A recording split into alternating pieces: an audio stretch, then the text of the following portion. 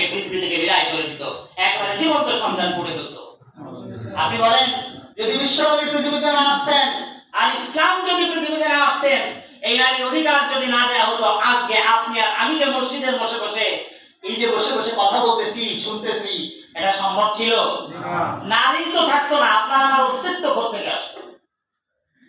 আজকে যারা নারীদের স্লোগান দেয় নারী অধিকার নিয়ে, ইসলামকে ছোট করে দেখে, তারা আসলে এই কথাগুলি জানে না যে তাদের অস্তিত্ব টিকে রেখেছে ইসলাম, অস্তিত্ব টিকে রেখেছে বিশ্বনবী মুহাম্মদ রাসূলুল্লাহ সাল্লাল্লাহু আলাইহি ওয়াসাল্লাম। এই আরব সমাজে উনি বলতেছিলেন যে একটা উট পানি আগে খাওয়াবে না পরে খাওয়াবে, এইটা নিয়ে যুগের পর যুগ যুদ্ধে তারা লিপ্ত হতো। আজকে সন্ধ্যার পরে সম্ভবত আমি ফেসবুক স্ক্রলিং করছিলাম, দেখলাম আমাদের অঞ্চলে কালিয়া নড়াইলে মানে সম্মুখ যুদ্ধ হচ্ছে। কি যুদ্ধ? সম্মুখ যুদ্ধ। ডাল তলোয়ার এগুলো ডাল নিয়ে সরকি নিয়ে একদম জায়গায় দেখলাম একজনকে সরকি দিয়ে ৩-৪ জন মেরে একদম জায়গায় মেরে ফেলতো। এটা জাহিলি যুগের প্র্যাকটিস কিনা?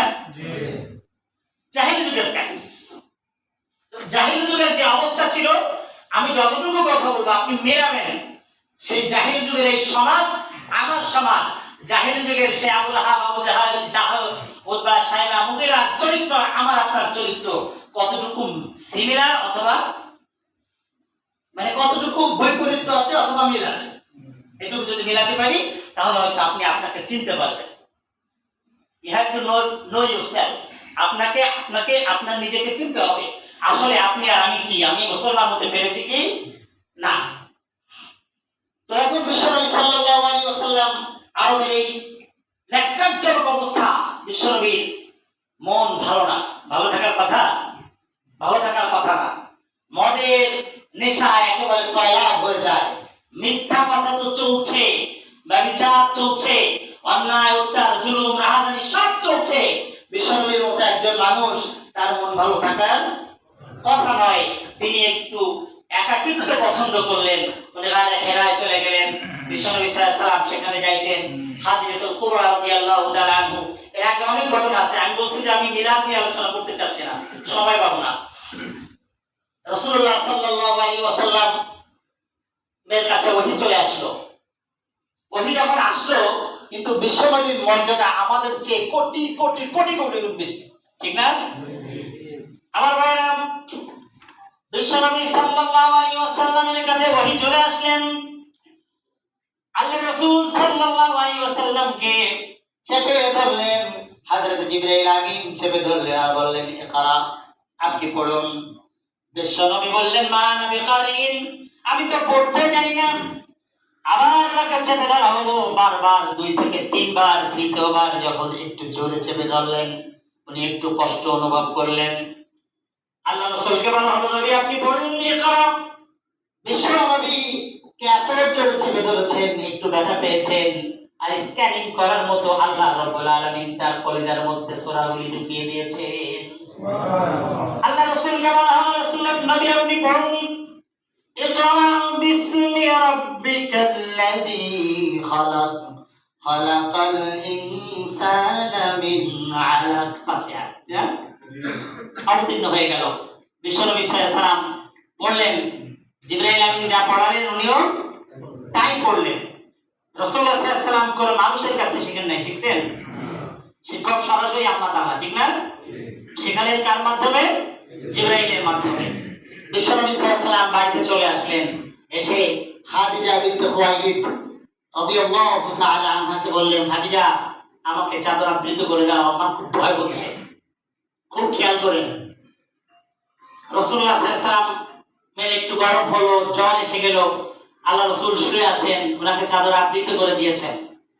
বিশ্বনবী সাল্লাল্লাহু আলাইহি ওয়াসাল্লাম খাদিজাতুল কুবরা রাদিয়াল্লাহু তাআলা আনহাকে বললেন, খাদিজা ইন্নী খাশিতু আলা নাফসি। হাদিসের ভাষাগুলো দেখেন, আমি আমার নিজেকে নিয়ে একটু ভয় পাচ্ছি। কি পাচ্ছি?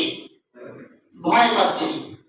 খাদিজাতুল কুবরা স্ত্রী, তিনি বলছেন, ওয়াল্লাহি মা ইউযিকাল্লাহু আবাদা, আল্লাহর কসম করে বলছি যে আল্লাহ তাআলা আপনাকে বেইজ্জত করবেন না। বুঝছেন? কে বলছেন? স্ত্রী দাল্লা ওয়া তুঈনু আলা নাওয়াইবিল হক ওয়া তুকরিমুজ যায়ীফ। কয়েকটি বৈশিষ্ট্য বললেন, আপনি মিথ্যা বলেন না, আপনি এতিমের কর্মসংস্থান করেন, আপনি বিধবার কর্মসংস্থানের ব্যবস্থা করেন, আপনি মানুষকে ঠকান না। এই যে কয়েকটা সুন্দর সুন্দর কথা বললেন, যেই চরিত্রগুলো তদানীন্তন সময় আরবের মানুষের মধ্যে অনুপস্থিত ছিল, মানুষ এই কাজগুলি করতেন না। তার মানে রাসূলুল্লাহ সাল্লাল্লাহু আলাইহি ওয়াসাল্লাম সত্য বলেন, মানুষ সত্যই বলতে বুঝতো না। হ্যাঁ, মিথ্যা বলাটা যেন অভ্যাস ছিল।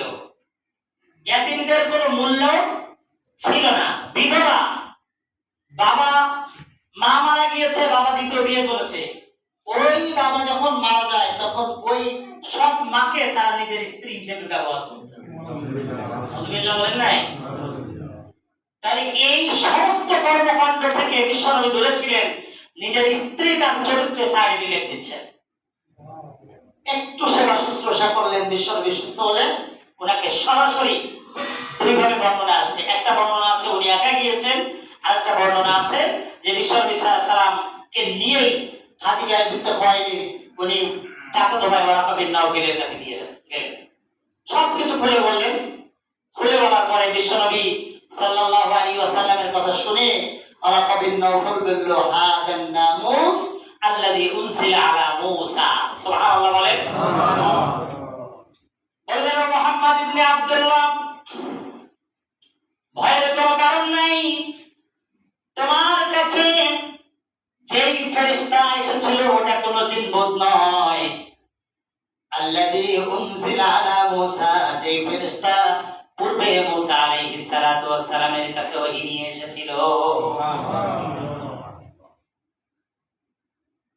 এরপরে আরো কঠিন কথা বলছেন, দেখেন উনি বলছেন, ইয়া লাইতানি কুনতু জাযআন ইয়া লাইতানি আকুনু হাইয়ান ইয ইখরিজুকুমা। তখন উনি বলছেন, হায় আফসোস, আমি যদি বেঁচে থাকতাম, ইয়া লাইতানি কুনতু হাইয়ান আনসুরুকা নাসরান মুআজ্জারান। এই নাসরান মুআজ্জারান মানে জীবন দিয়ে সাহায্য করতাম, যদি আমি তখন বেঁচে থাকতাম। হিনা ইখরিজুকা কওমুকা, তখন আপনার জাতি আপনাকে তার গোত্র থেকে বের করে দিবে। কি বুঝলেন? বিশ্বনবী মাত্র 2 থেকে 3 দিন হলো ওহী এসেছে সমাজ পরিবর্তনের জন্য, উনি একাকিত্বে চলে গেলেন এবং সমাজ পরিবর্তনের সেই মানদণ্ড আল্লাহ রাসূলের কাছে চলে আসলো। এই আসার পরে প্রথম সংবাদ যেটি বলেন, উনি বললেন, হিনা ইখরিজুকা কওমুকা, যখন আপনাকে আপনার জাতি বের করে দেবে, লাউ কুনতু হাইয়ান আকুনু নাসরান আনসুরকা নাসরান মুআজ্জারান, আর আমি যদি তখন বেঁচে থাকতাম তাহলে আমার জীবন দিয়ে আমি আপনাকে সাহায্য করতাম। কে বলছে? Waraqa bin Nawfal. উনি তাওরাতের অনেক বড় আলেম ছিলেন। তাওরাতে তো বিশ্বনবীর আগমনের সবকিছু আছে। আমি প্রথমে বলেছি যে বিশ্বনবী এমন একজন মানুষ, পৃথিবীর শুরু থেকে তার আলোচনা শুরু হয়েছে, শেষও আলোচনা চলবে, আলোচনা শেষ হবে না। এমন মানুষ পৃথিবীতে একটাও পাবেন না।